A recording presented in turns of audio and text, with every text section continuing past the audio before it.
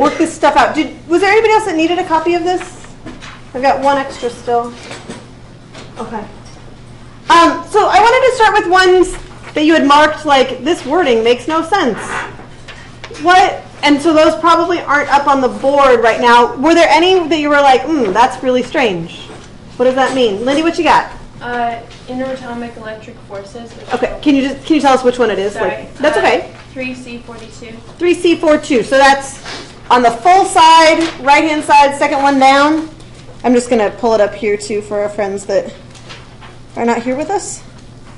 All right, so let's just take a look at what this one means. And this was the one that had lots and lots and lots of check marks by it, too. And okay, so let's figure out what this means. It says, the student is able to explain contact forces, tension, friction, normal, buoyant, spring forces, as arising from interatomic electric forces, and that they therefore have certain directions. Okay, so we talked about this quite a long time ago, but maybe not in those words. So I want to make sure that you know what it means. And as I've said, like, feel free to write all over this or write notes on something else if you want, if this will help you. So do you remember, like, way back when we were talking about forces? We said that there were, like, two distinct kinds of forces, right? We said that there were contact forces and there were field forces. Do you remember this? Does that sound familiar? And we said that the field forces were gravity, electromagnetism, the strong and weak nuclear forces. And we're going to kind of leave strong and weak out for now. Next year we'll talk about those. Gravity we've talked about, and we talked about a little bit of the electric, but not the magnetism so much. Again, next year we'll get all that stuff done. And those were kind of like these weird field, spooky action at distance forces. And then you had contact forces, the things that was actually stuff touching. Yeah? So the secret that I may or may not have mentioned, I don't remember, I mentioned it at least in one class, I don't remember if it was your class or not, is that contact forces don't really exist. Okay, right? So if you've taken any chemistry or any physical science where you've talked about atoms, you know that atoms are made up of what? Electrons, protons, neutrons, right? And the protons and neutrons live in the nucleus, yes? And the electrons orbit around in some sort of weird cloudish something, something, something, right? But what's an atom made up of mostly? Empty space. Empty nothingness, right? There's nothing there. So when you touch, quote unquote, touch something, really, there's no contact. What? I know, right? Blow your mind, Dave. Woo! Right? There's it's not like the electrons are actually touching, because electrons have no interest in being near each other, right? They're going to repel each other. Okay? So there is really no such thing as this contact force. When you stand on the floor, you're not really standing on anything. What? Okay? You're actually levitating technically, right? Because the electrons that are on the very surface, the electrons that are in the atoms that are on the very surface of the floor, okay, are repelling the electrons that are on the very surface of your shoes, okay? And so there's really no contact. Okay? So sorry to tell you that everything we've done all year is a lie, but it really is. This is the secret part. But here's the thing. That's from like an atomic perspective. If you zoom out, can I pick up my water bottle? Yes. Yes. And then when I do that, I am applying a force, right? And it looks like a whole lot like a contact force. So the contact force definition is really just a simplification when you look at something on a macroscopic level. Okay? Microscopically, no contact. But in a macroscopic level, absolutely, there is what we're going to call contact. Does that make sense? Does that distinction help a little bit? Yeah. So when you're looking at things on a big scale, we've got things like tension, right? In a string, there's this force that's pulling one way or the other. Friction, right? We've got the bumps, and the bumps are all interacting, but they're really not. That's what this is saying. That's correct. Okay. Does that help with that one? You look like you still have a question. Can you define interatomic electric forces? Yes. I mean, that just means like. So that means the electrons between The electrons in one atom and the electrons in another atom are having an interaction. Okay. That's what that means. Is that better? Yeah, that's Okay. just what I wanted. Okay. Thanks for asking that again. Because I didn't answer that before, like technically. Okay. Are we okay on that question? On that one? I'm going to put a little check mark by it just so I don't forget that we've already talked about it. But if you have other questions about it, let me know. Were there any others of these that you were like, I don't know what those words mean, or I don't understand how this, like, what these crazy word people are saying? Any other ones that, like, threw up big question marks, big red flags? Okay. I was just going to go through the ones that have tally marks by them. I did want to ask a question really quick first, though, because when I give an assignment like this, right, choose the 5 that are the weirdest or the 5 that whatever. So, for some people, I think that's like, it's hard to find 5. For some people, it's like, how do I choose only 5? So where were you all on that scale? Were you kind of like the ones that you didn't mark? Did you feel pretty okay about those ones? No. Yeah? Or were there any of you that were like, I really actually want to make 6 check marks and not just 5? Or was it kind of okay? Yeah? So hopefully some of these you're feeling like, yeah, I get this.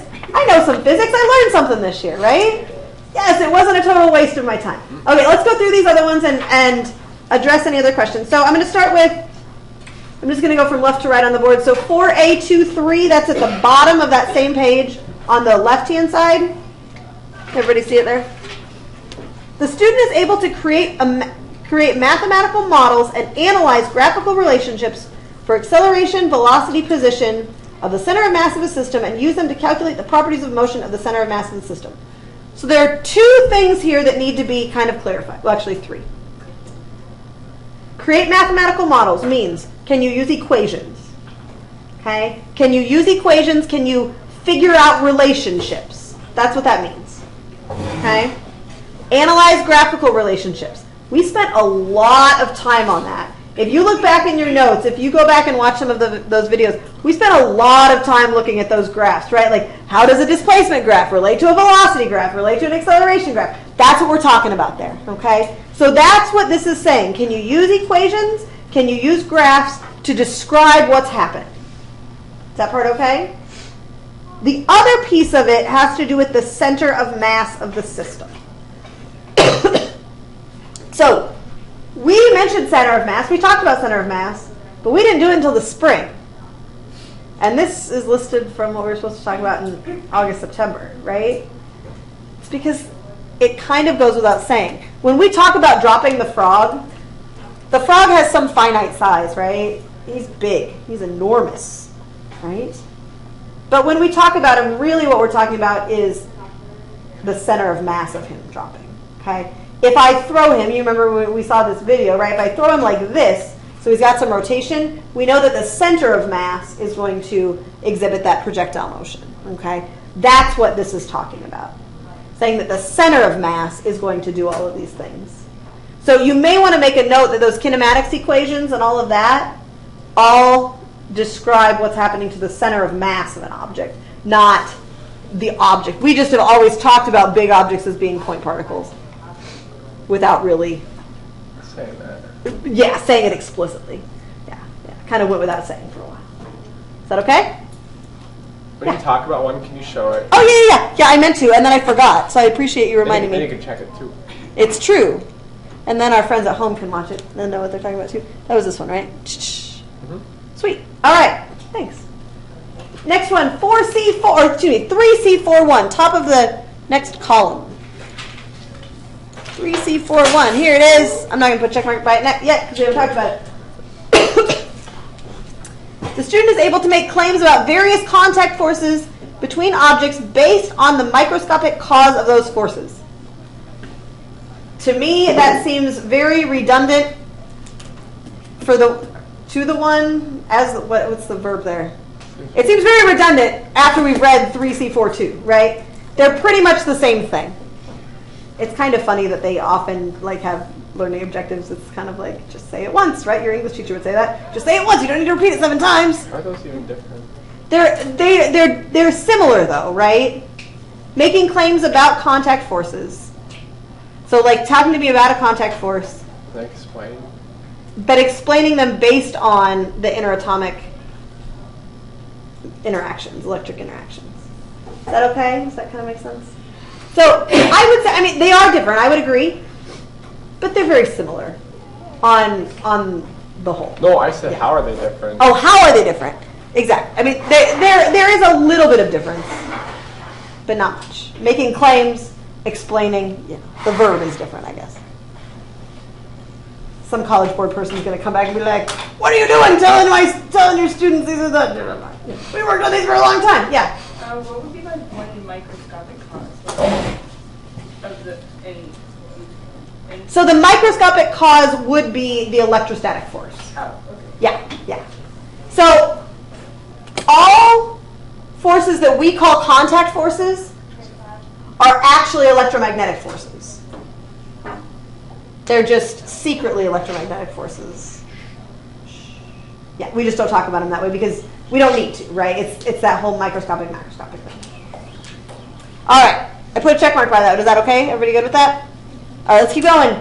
3D 3-1, the next one down after that one. 5D 3-1, that's what I meant to say. I'm not doing very well with my numbers today. 5D 3-1. The student is able to predict the velocity of the center of mass of a system when there is no interaction outside of the system, but there is interaction within the system. Oh, yes. I.e., the student simply recognizes that interactions within a system do not affect the center of mass of motion of the system and is able to determine that there is no external force. That's a lot of words. I feel like there are a lot of words that are like the same word over and over and over. Okay, so this learning objective has two pieces to it. The first piece really is that this is just Newton's first and second law. That's really what it is. Okay? Let me define the rest of it, though, reminding you of a lab that we did earlier this year. We did a lab where we had a cart, and it was on a track. Does this sound familiar to you? Yes. And then there was another cart over here, and we gave this one some velocity, and then it hit this other one. Do you remember this? Do you remember what we were studying when we did this lab? Momentum. Momentum. We were studying conservation momentum, right? But I don't know if you remember, but we really said that momentum and Newton's laws are the same thing, right? It's the same deal. So here's what they were saying. We know, let's say that these two are the magnetic carts, so they're going to bounce apart, okay? And let's say, just for the simplicity in this situation, that they have the same mass, okay? Just so we can all be talking about the same situation. This cart starts to move, and what happens when it hits this one? Or it interacts with this one? The other one starts to move, and this one does what? They have the same mass. What happens? There's one specific thing that's going to happen. Oh, so it'll stop. It's going to stop, right? Yeah. This one starts to move with a constant velocity, the same velocity, right? Because the momentum, the total momentum of the system has to stay the same. Okay? Does the momentum of this cart stay the same? No. No. Does the momentum of this cart stay the same? No. No. So these two carts are both accelerating because of an interaction, because there was a what between the two carts? Electrostatic force. A force, right? Now Addison's always going to write on his free body electrostatic force. No, don't take it quite that far. Okay. So we know that there's an interaction in that system, right? But if we look at that system as a whole, the total momentum of the system stays constant. Okay? In this learning objective, they're talking about the velocity of the center of mass of the system. Where is, at this first moment, where is the center of mass of this system? Halfway between, right? They're the same mass. The center of mass is going to live somewhere right in between, not even somewhere, right exactly in the middle. Okay, now if I took little video capture, so we're going to do imaginary video capture. You ready? It's exciting. Whoa. The car moves a little bit, the one that's on the left. Where does the center of mass go? Goes that way too. It goes to the right, doesn't it? Yeah, so it's going to go here. Oops. Oh, I don't need to open Photoshop, thank you. Ugh. Thank you. There we go. And then what's it going to do as it keeps going? It's going to keep moving to the right. Does that make sense? Yeah. So it's going to go here. When they are touching, or there's an electrostatic force between them, actually magnetic force in this case, where's the center of mass going to be? Where they meet. Right in between them, right? And then what happens? And It keeps moving it to keeps the right, moving to the right. because the momentum is transferred to the right. Does that make sense? Well, that's fine. This cart is going to stop right here. This cart is going to start moving. And if we track the center of mass, it's just going to keep going. That's fine. That's cool. Is that making sense? Yes. So the center of mass has a constant velocity the whole time, because there are no outside forces acting. Is that okay? Okay? There is an internal force, that's a Newton's third law pair force, A on B, B on A, but that's an inside force. So the center of mass just keeps moving. That's what that learning objective means. Okay? Yeah? Is there a type of collision where the momentum isn't conserved? Like, is that where they stay together, or? Momentum is always conserved. Okay, Always, well, okay, let me back up. In a closed system, momentum is always conserved. So if, and let me tell you what I mean by that. This cart by itself is not a closed system. So a closed system means there are no outside forces acting. Okay? When this one is moving, momentum is conserved, but as soon as it feels a force from this cart here, it is no longer a closed system by itself. And the momentum of this cart is not conserved by itself, right? But these two together, because the only force that is acting on either one is that internal force between the two of them, it is a closed system, and so momentum is conserved. so in elastic and inelastic? Yes. Okay. In either type of collision, as long as you have a closed system, momentum is conserved. And in fact, in any interaction, as long as you have a closed system, momentum is conserved. It's always conserved. Is that okay? Yeah. So if you had two carts going toward each other that were the same mass and they're both going for the same speed, the center mass wouldn't move at all the whole time. Correct. That'd be cool. Yes. It would just be at rest. Yeah. Yeah. It'd be kind of fun. Even if they bounce apart, right? Yeah. Yep. Same deal. All right. Can I cross that one off? All right. We are making good progress. If I could speak, we'd be even better off. 3A32. The student is the student is able to challenge a claim that an object can exert a force on itself. A force is an interaction between how many objects? Always between how many objects? Always between two objects, every single time. You cannot apply a force to yourself. Okay? The water bottle cannot apply a force to itself. That is exactly the reason that I've been very, very picky all year. Whenever you draw a free body diagram, if you're drawing a free body diagram of the frog right now, you got the force of the earth on frog, right? Two objects. Force of hand on frog, two objects, right? Always an interaction between two objects. It doesn't make sense to say the frog exerts a force on himself. Is that okay? Is it like you don't exert a force on your center of mass, or like it's like I feel like you don't exert a force on your center of mass, right? Or can you can like exert a force on your arm? It's different because it's like your arm hitting your arm. Right, there are two different objects there. It's like hand hitting arm. Okay. Yeah. All right. It's okay, it's so a like little bit. It's a little. My hand can exert a force. Okay, that makes sense. Right. Right. Yeah. So even if like you're like, but my finger is, but like no, it's actually one muscle exerting a force on another piece, right? Okay. So it's hard when you start talking about like a biological object because there are a lot of forces in there, right? And there are a lot of objects in there, and that's the tricky piece right there. So Yeah, if a yeah. question were to ask how to explain that an object can't exert a force on itself, would the answer just be that an object can only exert forces on other objects, not on itself? I think so. I mean, I think so. To say to say a force is an interaction between two objects is, to me that would seem sufficient. My guess is that they wouldn't ask that question quite so blatantly. Right. You know what I'm saying? Like you'd have to like unpack it a little bit, but yeah. Itself, yes or no? What's that? Can an object exert a force on itself, yes or no? True or false question? Yes. Maybe. All right. I don't know. All right. No, maybe so. I think we have to flip our paper over. One paragraph why. 3B11. The student is able to predict the motion of an object subject to forces exerted by several objects using the application of Newton's second law in a variety of physical situations with acceleration in one dimension. Okay. So just to make sure that we're all on the same page about what this means, this is saying that you can draw you can draw a free body diagram. Okay.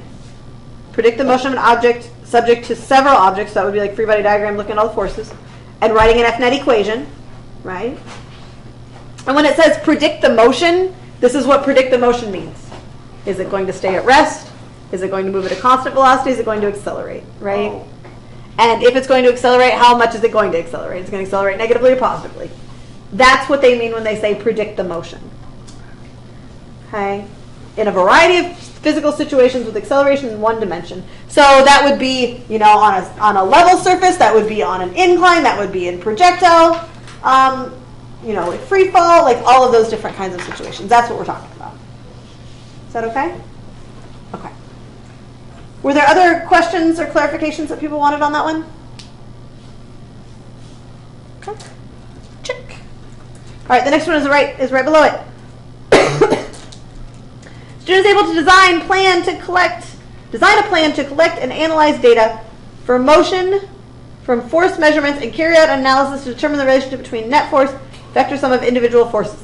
So this is basically like, can you do a lab to do the same thing we were just talking about?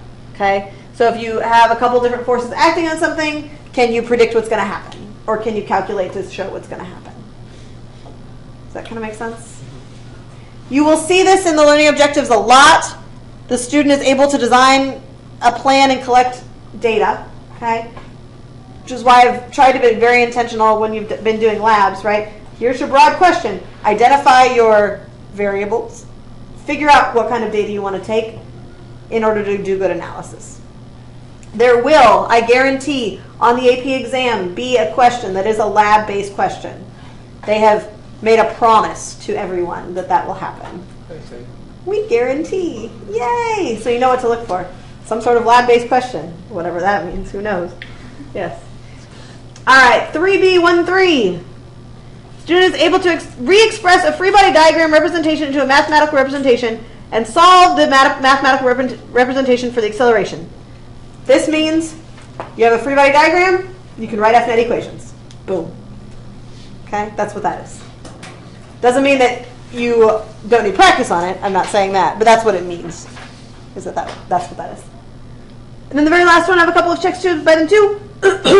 Student is able to apply F equals mg to calculate the gravitational force on an object with a mass m and a gravitational field of strength g in the context of the effects of a net force on objects and systems. I don't know what that last piece means, but I think it's basically dropping things. Yes? Calculating the force based on mass and measuring g. That's how I would interpret that one. Before we move on, was this a helpful experience? Do you feel like this was a productive use of a few minutes? Yes. Okay. We will probably, I'm not anticipating that we will spend quite this long on it in the future for the other ones, but if you have your other ones, please bring them in the next few days, because we will kind of go through this process again with the next rounds of these two. Okay? What I would like to do right now is to give you some time to work on the ranking tasks. So let me tell you what my plan is going to be here.